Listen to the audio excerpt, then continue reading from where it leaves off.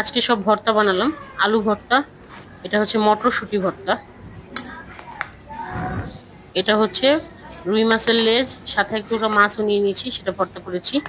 আর এটা কালিজিরা ভর্তা, সাথে ডাল রান্না করছি ঘন করে, আর ভাত। তো আসসালামু আলাইকুম, কেমন আছেন সবাই? আশা করি ভালোই আছেন। তো রান্নার দিকে চলে যাই। তো ডাল বসেছিলাম, ডাল হয়ে গেছে, গোটা দিলাম। এখন এটা বাগার দিব। তো চুলার গ্যাস একেবারে কম।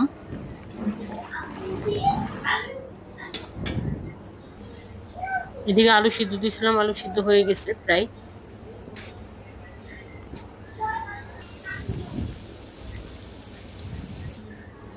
আলু সিদ্ধ হয়ে গেছে, নামিয়ে নিয়েছি। এখন মটরশুঁটিটা সিদ্ধ দিয়েছি, বলক চলে আসছে। তো মটরশুঁটিটা গ্যাসে দিয়ে দিলাম, গ্যাসে কম জাল, ওটার মধ্যে হোক। আর এখানে আমি ডালটা বাগার দিয়ে ফেলি এই ফাঁকে, পেঁয়াজ আর রসুন দিয়ে।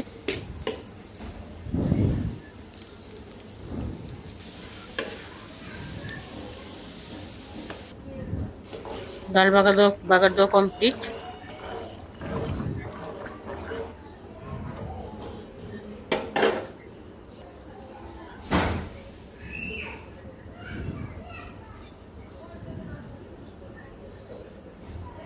মটরশুঁটিটাও সিদ্ধ হয়ে গেছে, নামিয়ে নিব।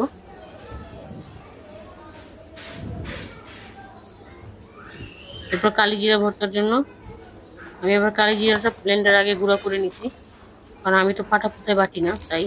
তো তারপরে কালিজিরার সাথে শুকনো মরিচও ব্লেন্ডার করে নিছি।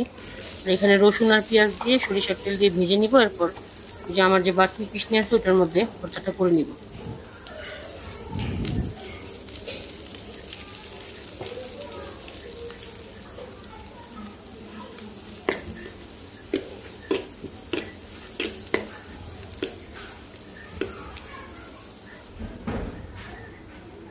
ভাজা হয়ে গেছে, নামিয়ে নিব। এরপরে মাছের লেজটা ভেজে নিব, আর একটু মাছ আছে সাথে, এটা ভর্তা করার জন্য আমি রেখে দিয়েছিলাম।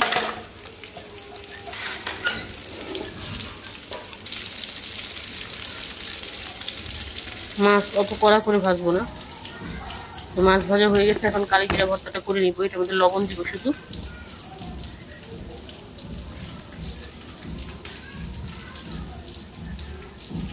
ভর্তাটা করে নিব এখন। এরপর মাছের লেজ ভাজা হয়ে গেছে, এটা উঠিয়ে নিলাম। এখন পেঁয়াজ ভাজবো হচ্ছে মটরশুঁটি ভর্তার জন্য। পেঁয়াজের সাথে একটা শুকনো মরিচ দিয়ে দিচ্ছি, যে মটরশুঁটি, এর মধ্যে লবণ দিয়ে তারপরে সরিষার তেল দিয়ে মেখে নিব। পরে মটরশুঁটি ভর্তা করলে মজাই লাগে, করে দেখবেন একবার হলেও। তো হয়ে গেছে, এটার মধ্যে সরিষার তেল দিয়ে মেখে উঠিয়ে নিব। এখন মাছটা বেছে নিব, কাটাগুলো ভালো করে বেছে তারপর ভর্তাটা করব। মাছ বাছতে বাছতে মাছের পেঁয়াজটা ভেজে নিব। বাছা কমপ্লিট হয়ে গেছে। এটাও একইভাবে ভর্তা করে নিব।